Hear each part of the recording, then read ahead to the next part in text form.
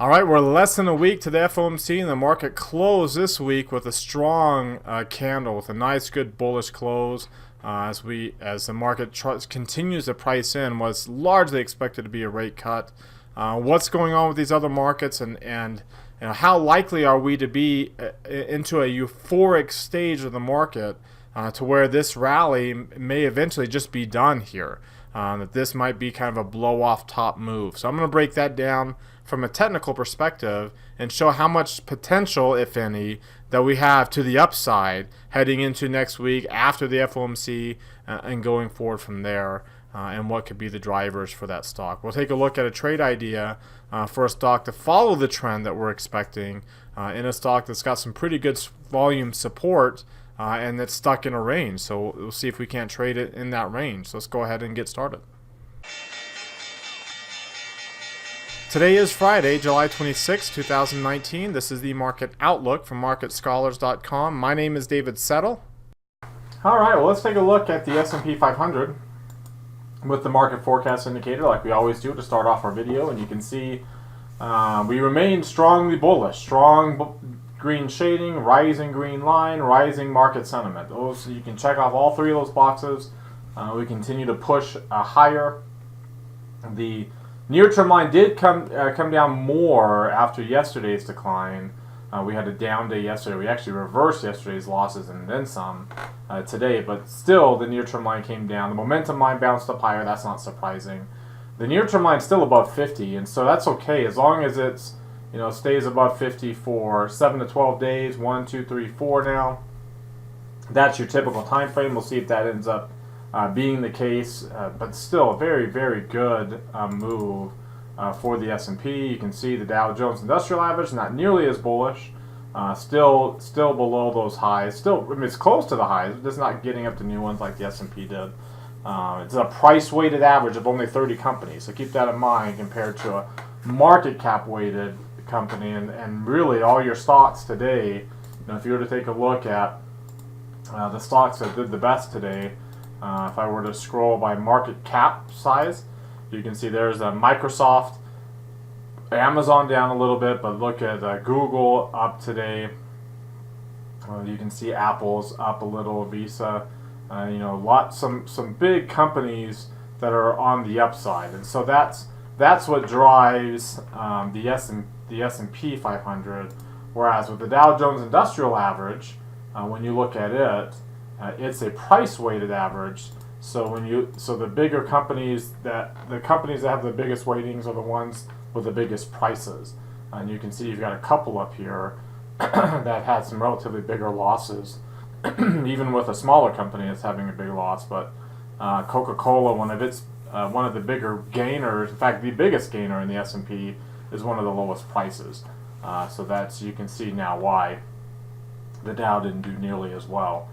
You take a look at the NASDAQ composite, and that's a lot of this what's driving the action today. Again, going back to we can just even go to the NASDAQ composite here.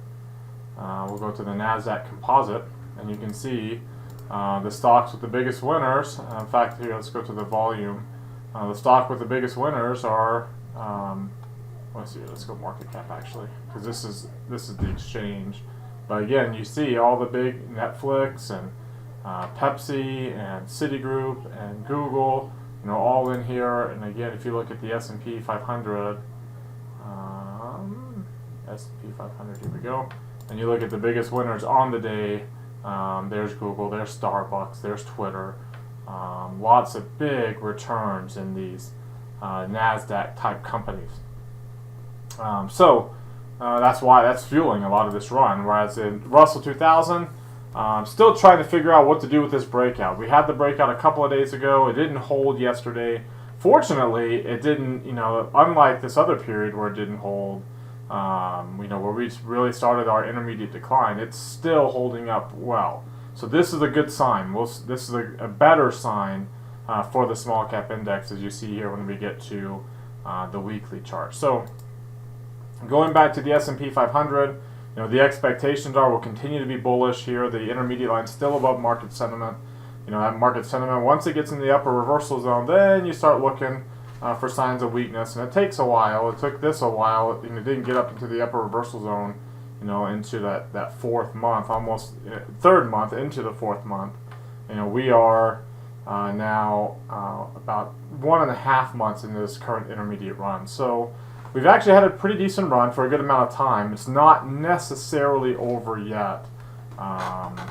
In fact, in our class, in my technical analysis class today that we had for premium subscribers on our website at marketscholars.com, we talked about this quote here: the bull markets are born on pessimism, grow on skepticism, mature on optimism, and die in euphoria. So we talked about where we are right now in that. Of these 4 different stages, which stage are we in? Are we in euphoria? What are some signs? And so I actually wrote a blog post here highlighting one of the areas that we talked about. This is one of the signs that you see that can dictate which of these stages we're in. So check out that blog post.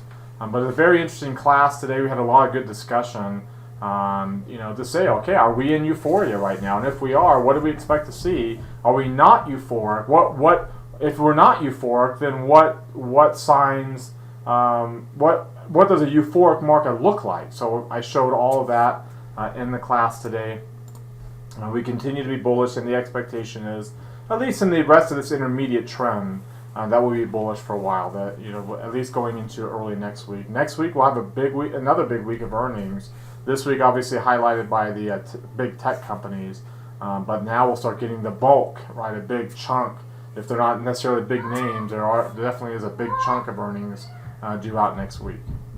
All right, before we look at some other charts, I invite you to subscribe to our Market Scholars YouTube channel. Click this icon right here on the bottom right corner of your screen. Hit that red subscribe button that pops out. There's also a subscribe button down below the video. That notifies you when these videos are posted. Also, hit the thumbs up icon down below the video. That lets us know that you like the video, that you want us to do it again tomorrow. It's a quick way to give us feedback. It's our only way for us to see what you're thinking. So you can go ahead and click that right now if you like us to keep doing these videos day after day. Also, while you're down there, comment. What did you get out of the video today? What did you think? Let us know what you're thinking there. Join our daily Market Outlook email list. There's a link popping out up there in the top right corner of your screen. Click on that link to subscribe to our list. Very easy thing to do there. Follow me on Twitter for more content in between the videos from day to day. And join our Market Outlook community that we've created on Facebook. If you're watching our video on our blog, we also invite you to subscribe to our website. There's a button right up here at the top where it says subscribe for free. Click on that link. That will subscribe you to our site. You can participate in our Market Outlook forums. It also gives you access to a online webinar that we're doing next Wednesday night when we talk about what happens in the markets after the FOMC's decision and press conference, and what should we expect to see going into the end of the year. So it's a one-time seminar or webinar that we're doing, but you have to be subscribed to our site to be able to watch that webinar. You can click on that button right there. Once you are subscribed to our site and you log in, you can go to our event calendar, and you'll see the information for our webinar right there. If you click on that link, that goes to our Market Outlook webinar. While you're on that blog post, we also invite you to engage with us on social media. We almost got to 100 right there. So let's see if we can get above the 100 mark again. The more you engage with us on Twitter and Facebook, the more those platforms will show you all of our content that we put out there, because they don't do that. Their algorithms only show you the content that you engage with the most. So we try to make it very easy for you. Just hit this heart. It opens up a new window. You can like the tweet, today's Market Outlook tweet there. You can also click this image, takes you to your Facebook page, and you can like today's Market Outlook post, as well as on LinkedIn. There's my LinkedIn page. You can be able to like us on LinkedIn, like this on LinkedIn as well. All right, now back to the long-term chart, the charts here, and we'll take a look at the long-term chart. You can see, we're getting relatively bullish here on the momentum. We've been more bullish before, so this isn't like, as you can see, this is about where we're at right now. We've been more bullish than this, so this isn't extreme on the bullishness, on the momentum, the long-term momentum.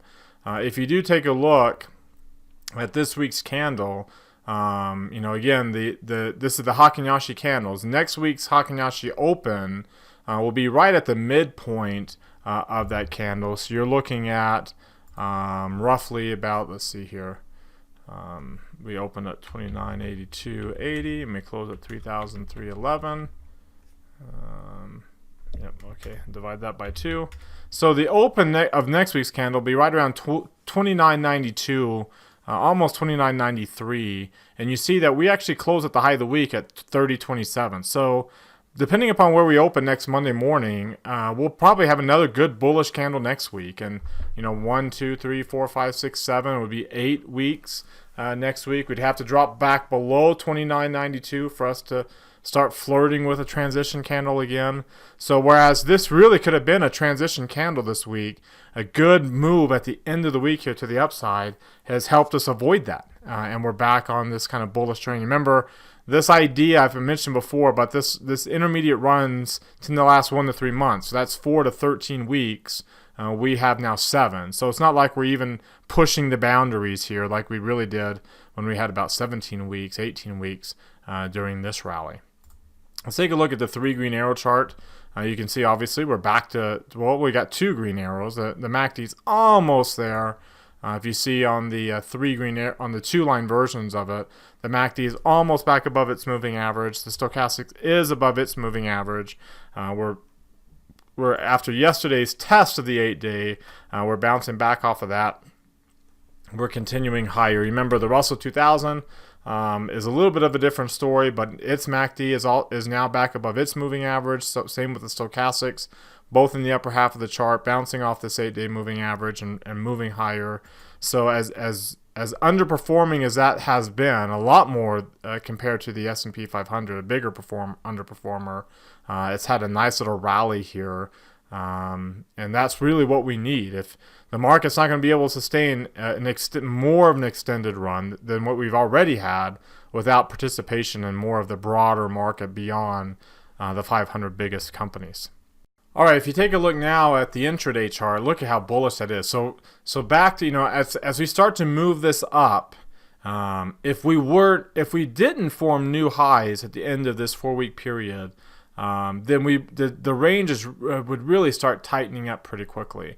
As you can see, tomorrow that range, or Monday, is going to move up more, and then after 2 days, it's really going to move up pretty sharply up to 292. Now remember, as we move up to the upside, kind of that upper band, that rubber band, how far it can stretch is about 5% of this range. So when you look at what's 5% of essentially 301.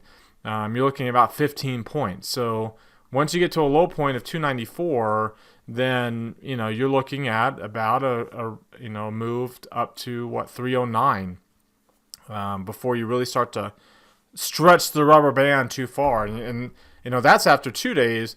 After 4 days, we're going to move up here to 295, and so that would give us up to 310 before we stretch too far to the upside. So but with this rain, with us pushing up higher here before we move up the band, it actually gives us more room to the upside without the concern of the break to the downside. If we would have been trading down here, with that, if we would have had we formed an actual transition candle in the Hakinyashi, it would have meant that we'd have traded below this purple line. We would have been in the lower half of the 4-week range.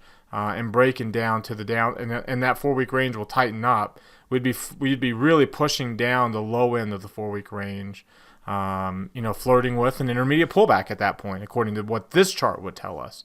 And with this rally we've had here, especially today, we're not in that danger anymore, and now we have more possibilities to continue to grind higher again, especially with earnings getting more behind us. We have a big week next week, but as it gets behind us, then the grind will really begin, right? Because there will be nothing really to push markets anymore once we get it all past us. Let's take a look at the volume and the trading ranges today. Someone mentioned in class today that trading ranges and volumes tend to be pretty correlated, and that's the truth, right? That's why we show you these charts. You can see the range today was below average. The volume was right about at average. If you take a look at, we had 1.6 points range, and really you have to also keep in mind that we closed at 300 there yesterday, and today's low was at 362. So you actually have to add 0.62 onto that with the gap. So that actually gets us right about the average range with average volume down here. What do we end up having? about 44 million shares traded. So when you put that in context here, 44 million shares is still pretty darn low. And two, the average range is also very low and easily below 1%. The ATR easily remains below 1%. It's not threatening to get back above 1% anytime soon. So the trend is intact, and you see that on the volatility chart as well. We closed near the low of the week on an absolute basis. We did get down to 1198. We closed about 1209. But on a relative basis, we pretty much did close at the low of the week. And in fact, if you take a look, this is the lowest weekly close on a relative basis that we had in volatility since things really hit the fan last October. And a reminder, as I showed you before, if you want to see what we look like in terms of sector correlations now versus last October, by clicking on this blog post here, it takes you to this page, and I've got two different charts here that show you. And you can see this chart, which is the current correlations, does not look anything like it did last October, right before the market started to decline. So that also tells us we have more room to the upside for stocks. This is when you start to worry about markets. When this chart looks like this, you can see what it looks like. And when there's a lot of green and white, whereas over here, sorry about that, you have a lot of orange and red. When you have a lot of green and white, then that means that the market's getting really mature. If the market's really bullish and you have a lot of red and orange, then that means we're euphoric, and we're just not to that point. Clearly not to that point yet.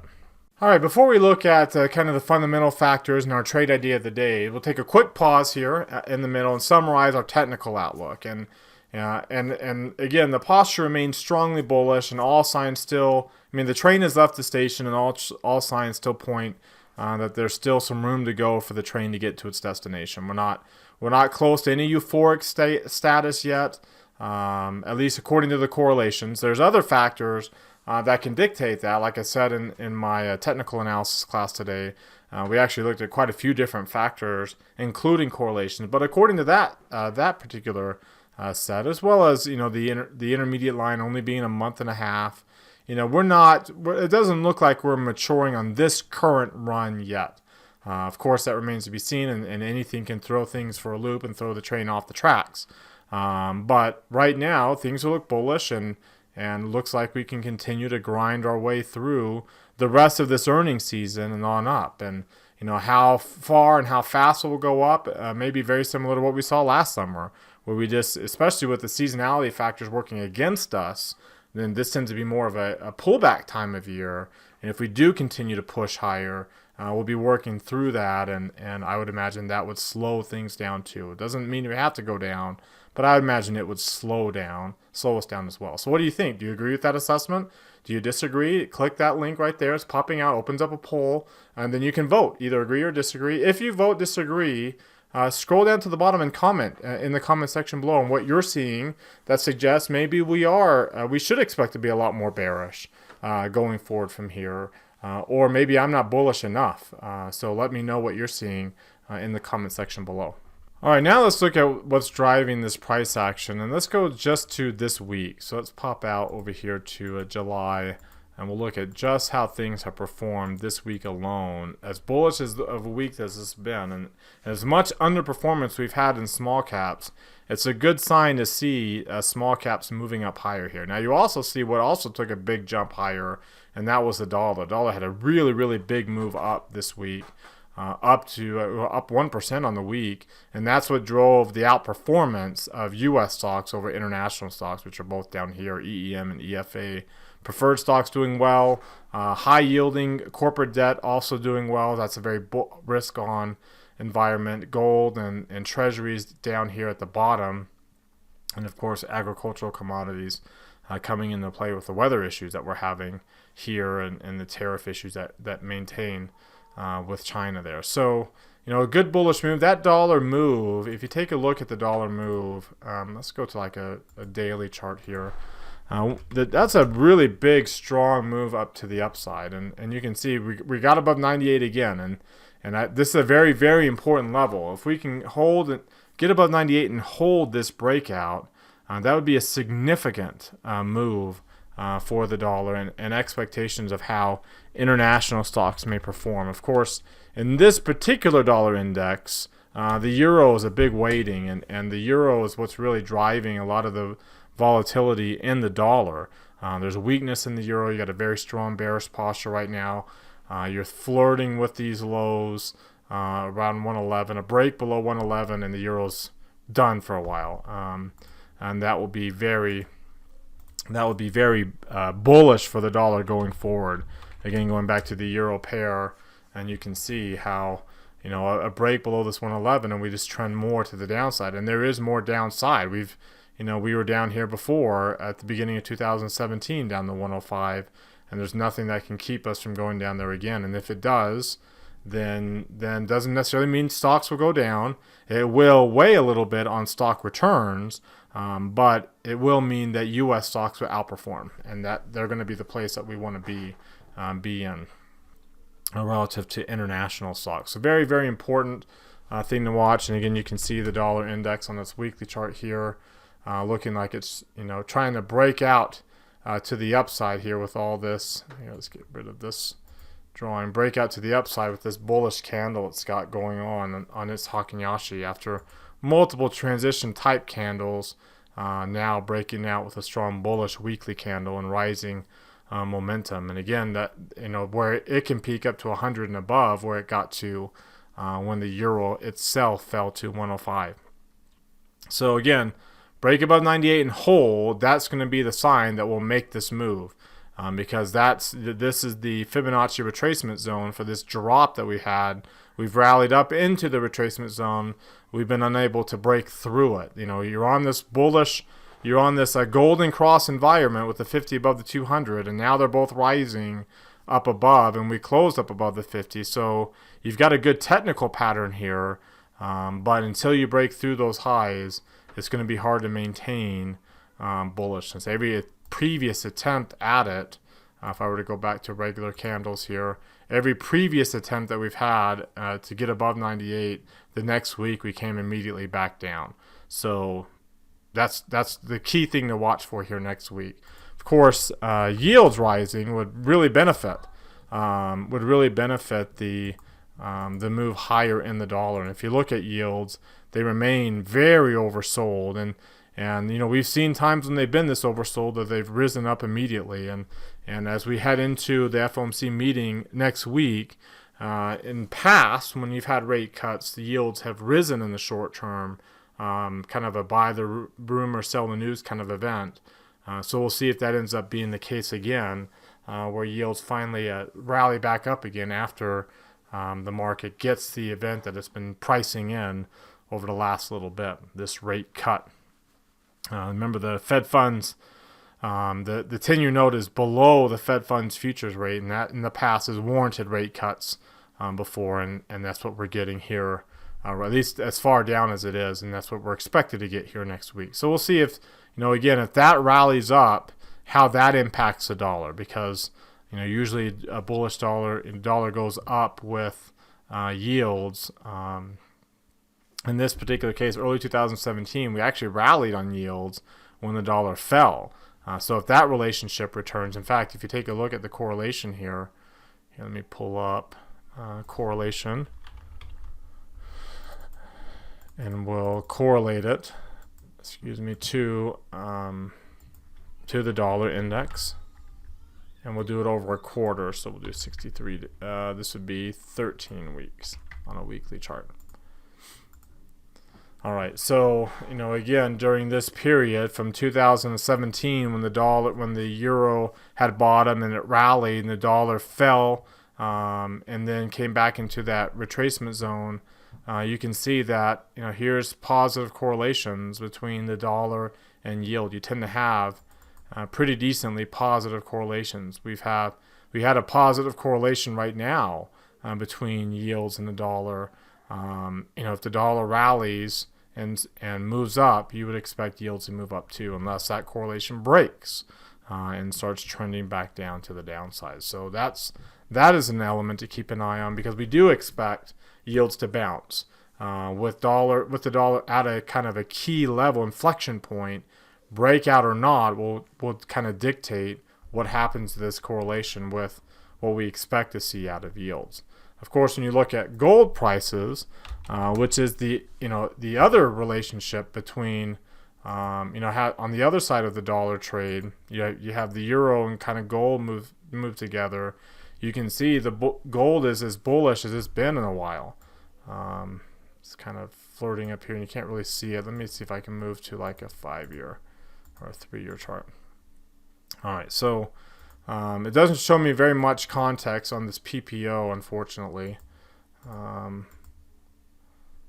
Oops, there we go. But you can see we're as bullish now as we were back in 2016. It's pretty darn bullish. We had these long upper shadows from a couple of weeks ago that I've mentioned, and then you also have the long upper shadow from last week. And we never did close above those shadows. There's still resistance.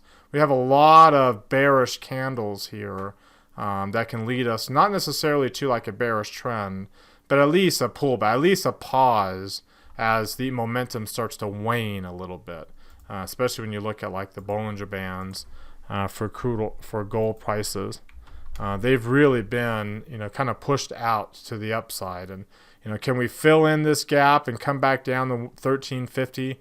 Definitely within the realm of possibility, especially if we get a breakout on the dollar. If the dollar can't break out, then we're bouncing off this low and we're moving back up to the upside. So the expectation, in my opinion, is if yields do bounce and the dollar does hold this breakout, then gold will pull back into this area and pull back down towards 1350. So they all kind of work together. So if the dollar is going to break and hold, you're going to see a breakdown in gold prices.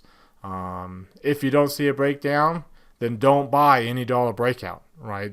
Those two tend to move opposite of each other. All right, from a sector rotation standpoint, you can see over here, let's go to sectors. The leading sector today, of course, driven by Google and Twitter in particular, was communication services, rallying up strongly to the upside. In fact, we only had 3 sectors outperformed. Everything else lagged. Energy continuing to lag, and you see that here in this sector comparison chart. If we just look at this week alone, heavily influenced by earnings results, obviously. But when you look at just this week alone here, you can see the big run up in technology and financials and communication services. Good, strong moves high. We're still lagging behind in energy, especially by the end of the week. Really, the last 2 days were really struggles for energy, which had been doing well previously. The dollar took off, and that weighed down.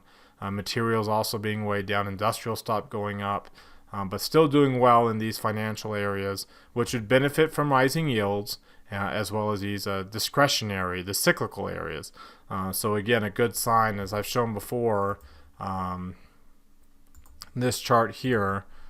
This is what the last 200 days since last October the 8th. You're starting to see more and more of a shift here towards cyclical areas, and that's a good sign. Again, this is not a sign of, well, I guess it would be the 7th. This is not a sign of a strong bullish market over the last 200 days. I mean, the market's up almost 5%, so it's not bad. But when you have real estate and utilities and staples as your biggest winners, that's not necessarily the biggest sign. But you're starting to see technology, discretionary, communication services lead the way up higher with some of these other areas, and energy still lagging. Remember, energy is the only one that's not really correlated at all with any of the other sectors. All the rest of them are still moving up. Still some pretty strong correlations to go. So there's still some more room for this bull market to run. All right, UNH is a stock I want to look at for today's trade idea. You can see it's been somewhat in a range here, and it's pulled back towards the bottom end of this range, a range between its upper volume node, around 267 in that area, and a lower volume node around 247. So it's come down towards, after hitting the top end, it's come down towards the bottom end, and so far with a really good candle today, it's held some support, a very, very strong support, mind you, in this area right around 247, and then bouncing off of that. Obviously still in the lower half of its of its Bollinger Band. The Bollinger Band width is relatively wide, so still below its moving average, but you notice not pushing down towards the lower end of the so stopping without getting down to the lower Bollinger Band, which is usually what happens when a big move creates a bigger band width. So if you take a look at like its Ichimoku cloud here, just give it a second, move this up, you can see how that move a couple of days ago with the long lower shadow, which is very bullish hammer pattern, got down below the blue line here while still staying up above the cloud. So that in and of itself is also a good bullish pattern for the stock. Let's take a look at its market forecast indicator. You can see it's got dark pink shading but not a red line, so it's pulled down for basically a pullback into support and looking like it's got opportunities to bounce. You also see the same thing on this 3 green arrow chart. It had 3 red arrows, and that can be a signal, a bullish signal, and so far it has been bouncing up here today and getting that first green arrow back on the moving average. So a good sign, and from a crossover standpoint, you can see that we had a bullish week. Which was a really kind of a neutral week and potential transition week. So we'll kind of keep our eyes out on whether or not this does bounce or not. But you can see how it's just starting to get into this golden cross environment. As you saw, it's starting to get that bullish market forecast. So there's opportunity for UNH, which had a couple of good weeks here to try to get back going again, and at the very least trade off of this support towards the top end of this range. So with that being said, knowing that, not knowing the directional potential of a trade, but knowing that there's strong support below us, that gives us the opportunity to sell puts against it. So we can sell this 247.5, buy the 245, with, in this case, still 20 days out, and try to get right around that 58-cent credit. You might have to go up to 250. Remember, that's but the support's right in this area here at 247. So depending upon where you can get in, you would like to get about 58 cents. That, at least, that gives you a 30% return on risk, which is what you typically shoot for.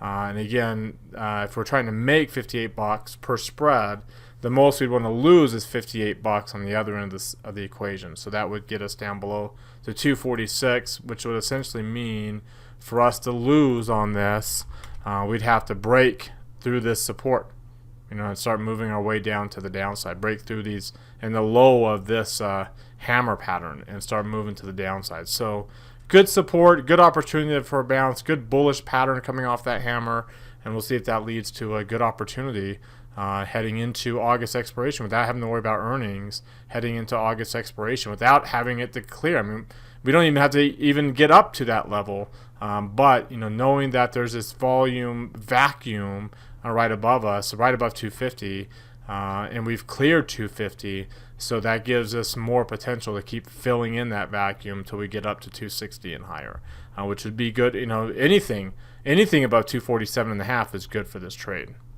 All right, well, that does it for today. You've heard from me. Now I want to hear from you. Use that link right there to head to our Market Outlook forums. Remember, you have to subscribe to our site to participate there. But remember, also, subscribing to our site will get you access to our Market Outlook webinar next Wednesday night that we're doing post FOMC. So make sure you subscribe. There's that button at the top of our website. No matter what page you're on, that blue button, subscribe button at the top of our website will do that for you. But I want to hear from you now and what you're thinking. Let's keep this conversation going over the weekend. As always, subscribe to our YouTube channel. Click that thumbs up icon and comment on our video. Follow me on Twitter for more content in between videos, and join our community on MarketScholars.com, as well as the community we created on Facebook. Have a great rest of your weekend, everybody, and we'll see you all next time.